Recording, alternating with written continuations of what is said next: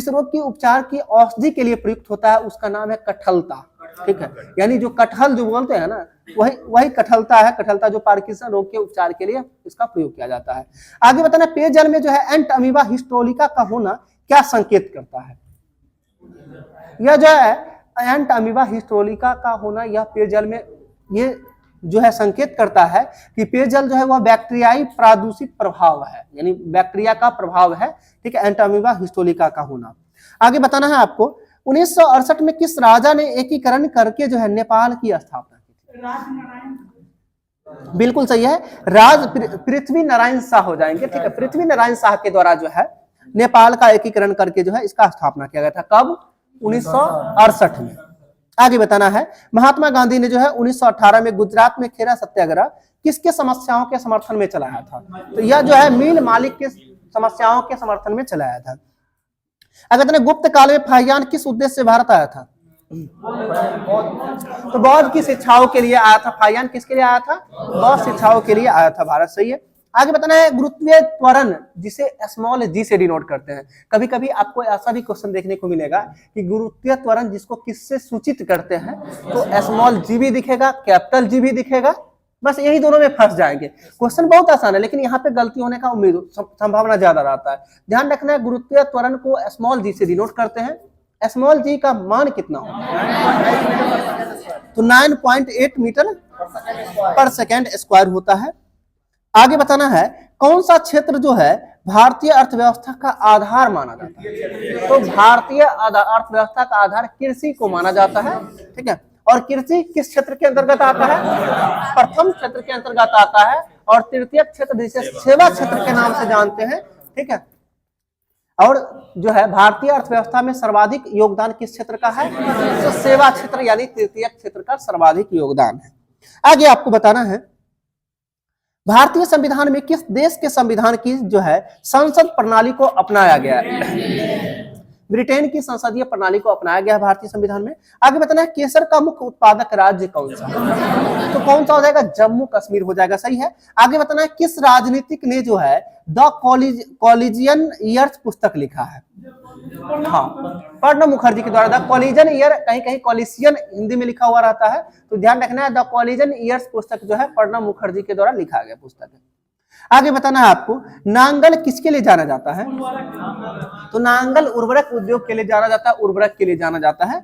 आगे बताना है, सतरिया किस राज्य की शास्त्रीय नृत्य? तो सतरिया जो है यह असम का शास्त्रीय नृत्य है। सही है। आगे बताना, भारत का प्रथम उर्वरक संयंत्र कहाँ स्थापित किया गया? सिंदरी। और सिंदरी कहाँ पड़ता है?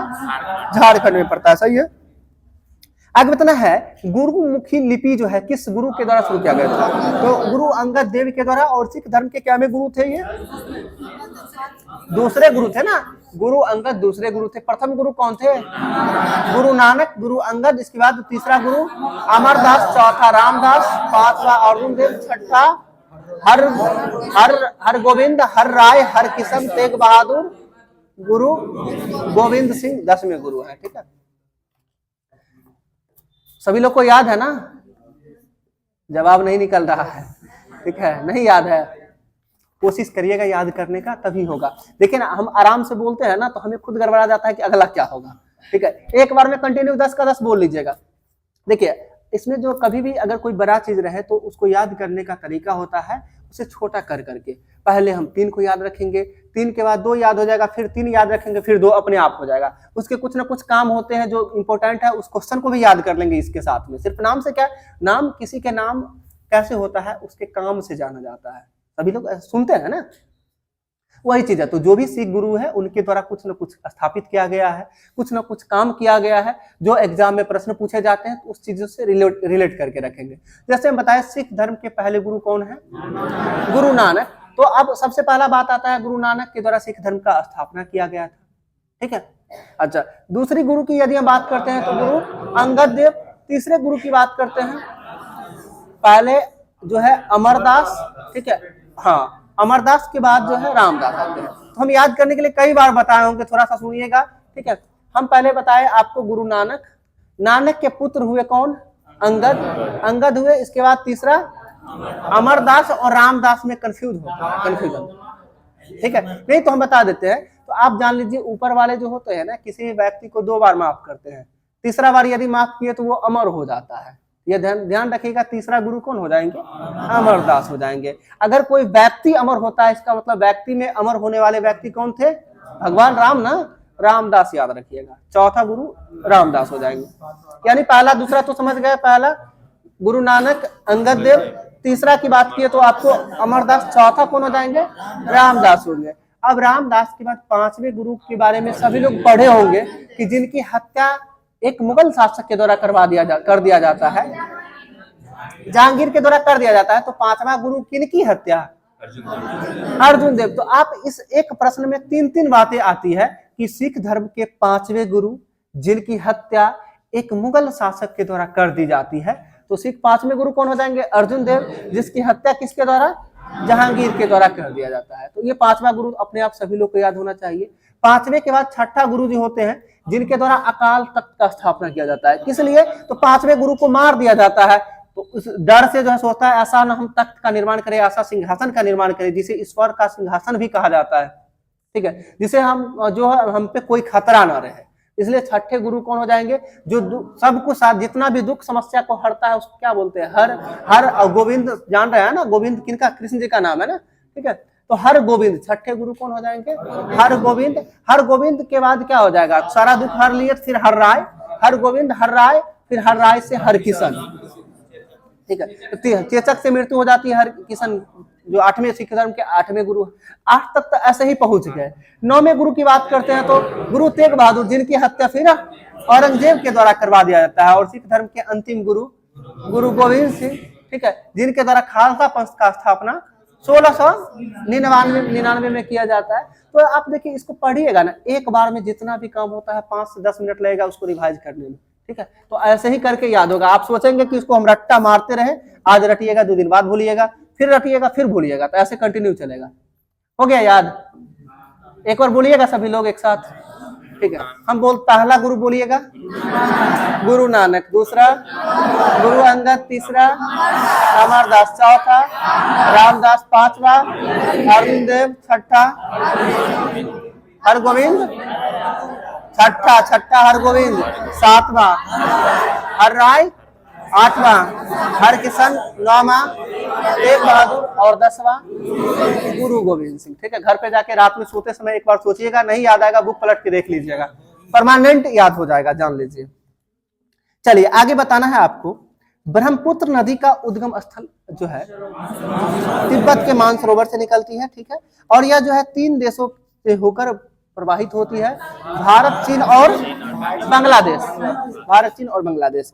आगे बताना है आपको। किताबुल हिंद पुस्तक जो है किसके द्वारा लिखा गया था?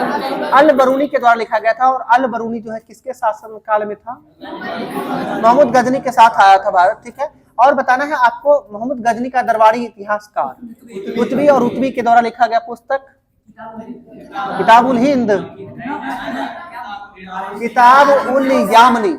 ध्यान रखना है, किताब उल यामनी के रचनाकार कौन हो जाएंगे? उतबी हो जाएंगे। और मोहम्मद गजनी का दरबारी इतिहासकार उतबी ही था, ठीक है।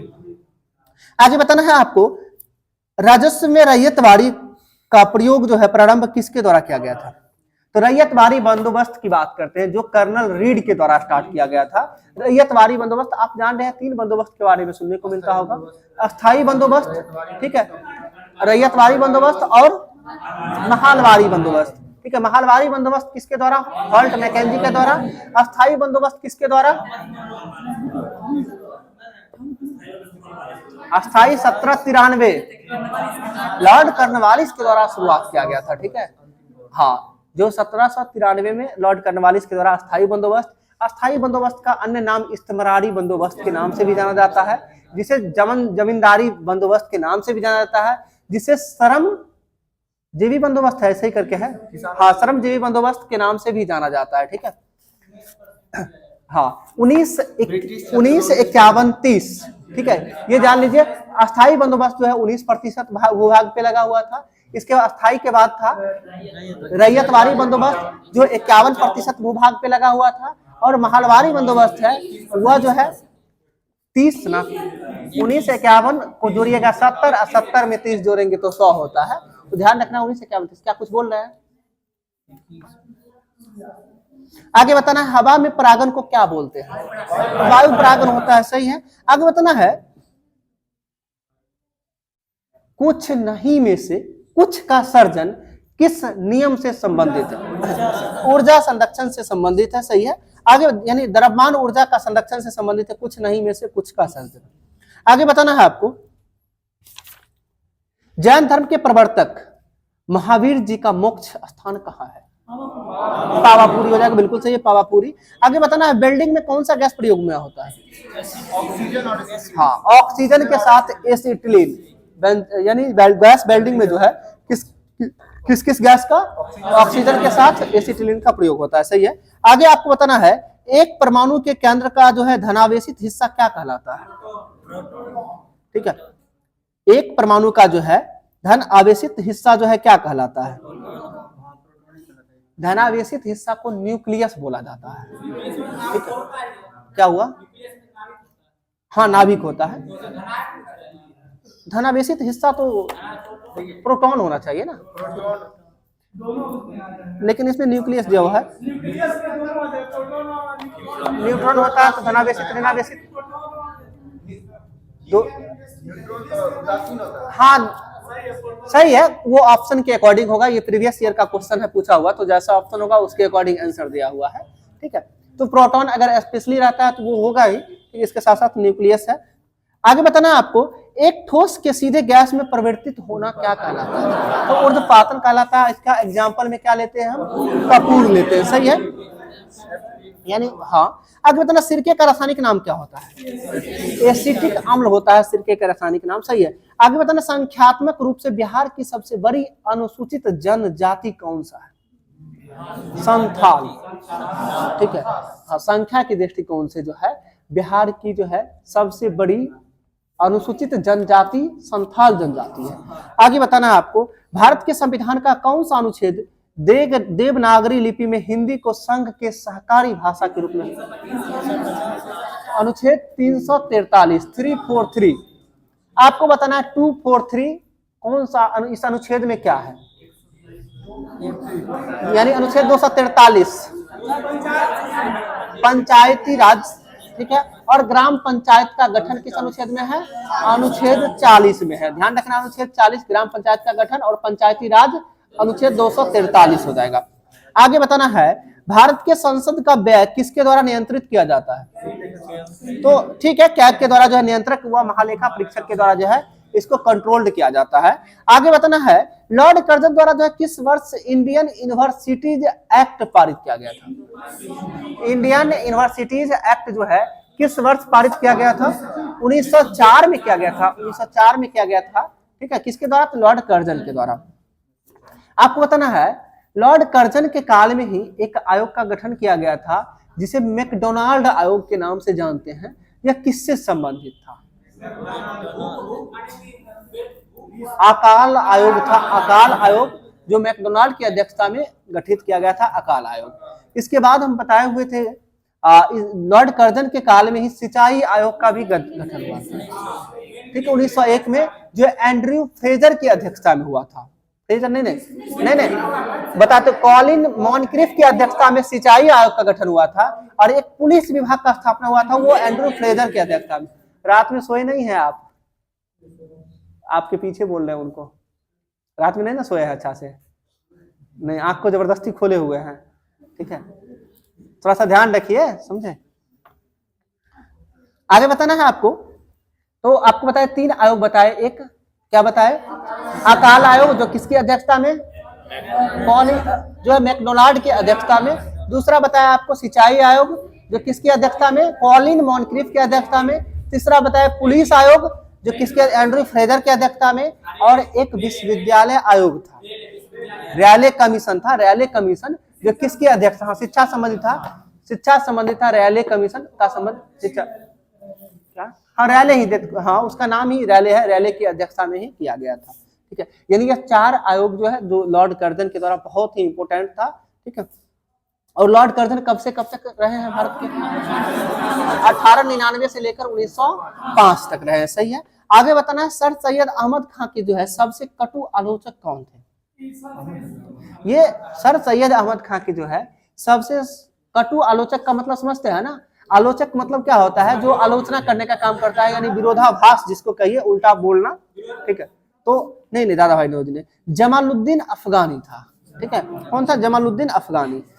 अरे अपने अपने ही होंगे, दादा भाई नौरोजी नहीं हो सकते हैं, यानी कोई किसी का अगर विरोध करता है तो वो अपना होता है। सीधा देखिए, सर सैयद अहमद खां, जमालुद्दीन अफगानी, तो इनके अपने थे इसलिए विरोध करते थे, वही होता है। आगे बताना है बंगाल नाटक नील दर्पण के लेखक कौन? दीनबंधु मित्र। और बंगाल ये जो है नील दर्पण का अंग्रेजी में अनुवाद किसके द्वारा किया गया? माइकल मधुसूदन दत्त के द्वारा जो है नील दर्पण का अंग्रेजी में अनुवाद किया गया था, ठीक है। अब हम क्वेश्चन पूछेंगे एक दो लोग से। पीछे खड़े होइए आप ही बोले, खड़े होने के लिए बोले। अभी कौन सा क्वेश्चन पूछ रहे हैं? ठीक है, आप बैठिए, आप खड़े होइए, आपको बोल रहा है। हाँ हाँ आपके बोल। हाँ, नील दर्पण के लेखक कौन है? ठीक है, बैठ जाइए। आगे बताना है एक अच्छे यूरोपीय पुस्तकालय की एक अलमारी भारत तथा अरब के संपूर्ण साहित्य से अधिक मूल्यवान है, यह किसका कथन है? नहीं, मैकाले का कथन है, ठीक है। क्वेश्चन सुना जाए एक बार। एक अच्छे यूरोपीय पुस्तकालय की अकादमी अलमारी जो है भारत तथा अरब के संपूर्ण साहित्य से अधिक मूल्यवान है, यह कथन जो है लॉर्ड मैकाले का है, यानी टीबी मैकाले देता है इसमें, टीबी मैकाले का यह कथन है। अच्छा बताइए, पंजाब हिंदू सभा का स्थापना जो है कब हुआ था? नहीं, 1909 में हुआ था। पंजाब हिंदू सभा का स्थापना 1909 में हुआ था, ठीक है। आगे बताना, और 1909 के जो है कांग्रेस अधिवेशन की अध्यक्षता किसके द्वारा किया गया? पंडित मदन मोहन मालवीय, ठीक है। 1909 में पंडित मदन मोहन मालवीय, और 1918 में हाँ नहीं बताते हैं, हाँ उसमें 2 अधिवेशन हुआ है, ठीक है। हाँ 1918 में जो है मदन मोहन मालवीय भी है, एक 1909 में है। उसमें 1919 से बताए थे पंडित मोतीलाल नेहरू, और एक 1928 में मोतीलाल नेहरू। देखिए इसका लॉजिक से अब एकदम 100% सही ही होगा, क्योंकि 9 साल पे जो है ना, देखिए मदन मोहन मालवीय ये भी बूढ़ा व्यक्ति थे, नाम से ही लगता है कि बहुत बूढ़ा होंगे, नहीं लग रहे हैं। एक दूसरी बात, पंडित जवाहरलाल नेहरू जी के पिताजी मोतीलाल नेहरू, ये भी लग रहे हैं बूढ़ा व्यक्ति है। दोनों में 9 साल का गैप है। देखिए 1909 में किए मदन मोहन मालवीय, फिर 1918 में, फिर 1919 में मोतीलाल नेहरू, 1909 जोड़े, फिर उसमें 1928 में मोतीलाल नेहरू। इस तरह से जैसे हम भारत की जो है 3 महिलाओं का जानते हैं कि 3 महिला के द्वारा कांग्रेस की अध्यक्षता किया गया 8 साल की गैप पे, 17, 8, 25, 8, 33, तीनों पता है ना 3 महिलाएं कौन कौन थी? बोलिएगा।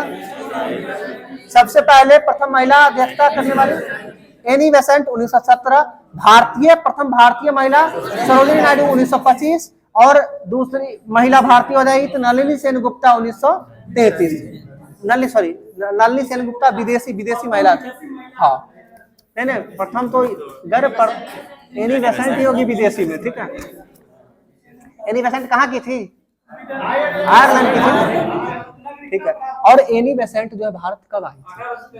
बिल्कुल सही, 1893 में एनी बेसेंट भारत आई थी, और उसी समय जो है भारत से एक व्यक्ति बाहर गए थे, महात्मा गांधी बाहर गए थे दक्षिण अफ्रीका, और इसके साथ साथ 1893 में एक और व्यक्ति गए हैं, स्वामी विवेकानंद, शिकागो का जो है विश्व धर्म सम्मेलन में गए थे, ठीक है। तो ये ध्यान रखना है, 2 व्यक्ति इधर से गए, एक व्यक्ति उधर से आए भारत में, ठीक है।